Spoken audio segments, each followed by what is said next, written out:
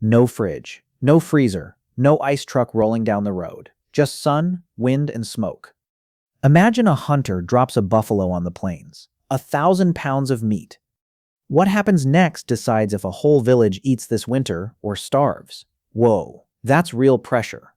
This isn't some abstract history lesson. This is survival, moment to moment, choice by choice.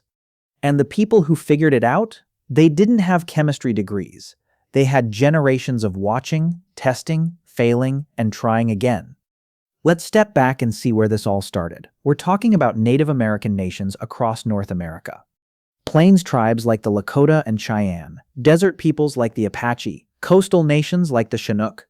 Each one faced a different landscape. Each one faced the same problem. Meat spoils fast. Bacteria don't wait for anyone. So how do you outsmart nature itself? You start by watching what nature already does. Wind dries things out. Sun bakes things hard. Smoke chases bugs away. Cold slows everything down. These people didn't invent physics, they noticed it. And once you notice something, you can use it.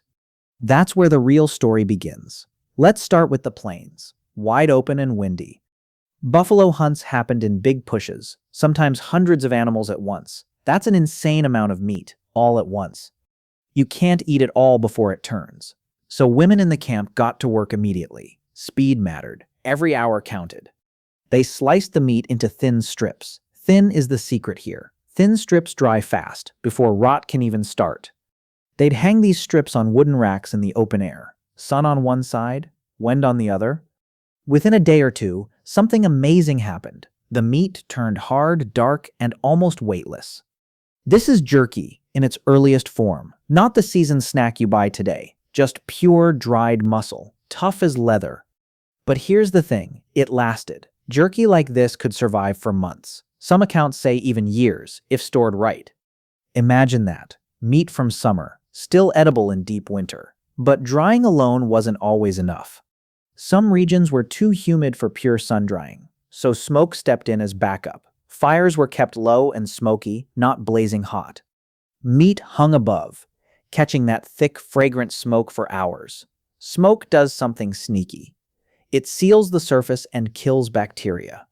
Think about camping, smell soaked into your clothes. Now imagine that locked into meat on purpose. That smoky coating became a shield.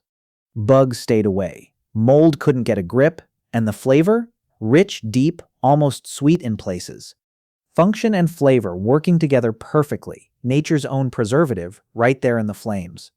Now here's where it gets really clever. Someone figured out you could combine dried meat with something else. Fat, berries, crushed together into one dense mixture. This is pemmican, and it might be the real hero of this story. Ready? This stuff is wild. Dried meat gets pounded into a rough powder, then mixed with melted fat, sometimes berries too. Packed tight into pouches, often made from animal hide. No air, no moisture, almost nothing for bacteria to grab onto. The result was a superfood before anyone used that word. Pemmican could last for years, not months, years. Fur traders later relied on it for entire expeditions. Explorers crossing frozen empty land carried pemmican as their main food source. One small pouch held massive amounts of energy. Fat is calorie-dense. Dried meat is protein-dense. Together, it's basically ancient trail mix, except deadly effective. Let's talk about the berries for a second, because they weren't just for taste. Chokecherries, especially, showed up again and again in these recipes. Crushed whole, pits and all, then blended right into the fat. Those berries added natural sugars, and sugar helps preservation too. It also gave hungry travelers a tiny burst of something sweet. In the middle of a brutal winter, that mattered more than you'd think. And making pemmican wasn't a quiet, gentle process either.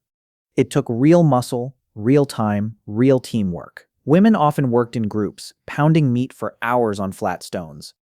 Kids probably ran around underfoot, smelling smoke and fat in the air. This wasn't a solo chef in a kitchen. This was community labor, shared and passed down together. Here's the surprising part most people never expect. Some tribes used freezing on purpose, long before refrigerators existed. In colder regions, like the northern plains or subarctic areas, winter itself became the freezer.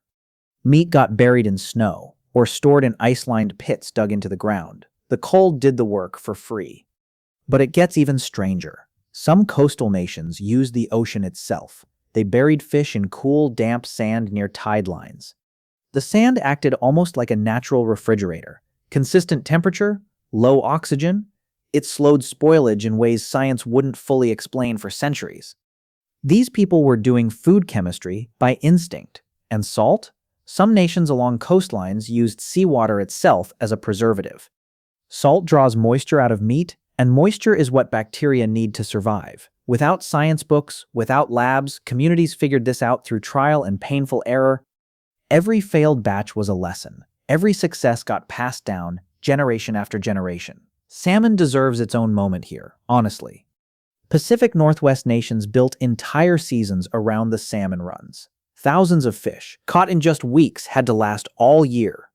So they split the fish, hung them on cedar racks, and smoked them low and slow. Some families smoked fish for days without stopping, tending fires around the clock.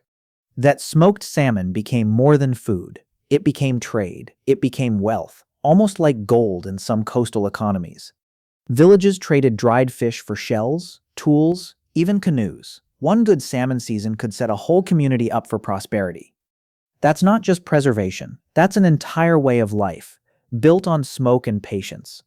Let's slow down for a second here. Picture an elder teaching a child how to slice meat thin enough, not too thick, or it rots before drying, not too thin, or it crumbles apart uselessly. That balance took years to learn properly. It wasn't guesswork anymore, it was mastery, earned the hard way. This knowledge wasn't written in books. It lived in hands, in memory, in stories told at night. Mothers taught daughters, elders taught hunters. Every technique carried forward, family to family, season to season. Lose that knowledge, and you might lose your whole community's winter survival. That's how serious this really was. Think about the stakes for one moment. No grocery store down the street. No backup plan if the meat spoiled early. If preservation failed, people didn't just lose food, they lost security, safety, sometimes their lives. That single strip of drying meat on a rack, it represented survival itself, hanging in the wind. And yet these methods weren't just about staying alive. They shaped entire cultures, entire economies even. Pemmican became currency in fur trade networks. Dried salmon connected coastal and inland communities through trade routes. Preservation wasn't only survival, it was connection, movement, and power between nations. Food traveled, knowledge traveled with it. Here's something that might surprise you even more. Modern nutritionists now study pemmican seriously, calling it nutritionally almost perfect. High fat, high protein, shelf-stable for years without any technology. Astronauts, hikers, and survivalists today still use similar ideas.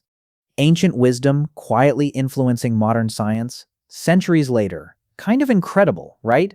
Even the military took notice way back when. Early expedition rations borrowed heavily from pemmican recipes. Polar explorers in freezing conditions swore by it completely. No stove needed, no cooking required, just raw calories, ready whenever your body demanded them. Some historians even argue certain expeditions only survived because of this one food. So next time you grab beef jerky from a gas station shelf, pause for a second. That snack has ancient roots, deep and serious ones. It comes from people who understood wind, fire, salt, and cold better than we often do today, even with all our machines. They didn't need refrigerators. They needed patience, knowledge, and respect for nature's rhythms. That's the real lesson hiding inside this story. Survival isn't always about fighting nature. Sometimes it's about listening closely, watching carefully, and working with what's already there. These communities turned wind into a tool, turned smoke into a shield, turned winter itself into a freezer, long before electricity existed. So here's a question worth sitting with. What ancient skills have we quietly lost, buried under convenience and comfort? Maybe the real fascination isn't just how they preserved meat. Maybe it's how much wisdom gets lost, generation after generation, once we stop truly needing it. Something to think about. Next time dinner's already in your fridge.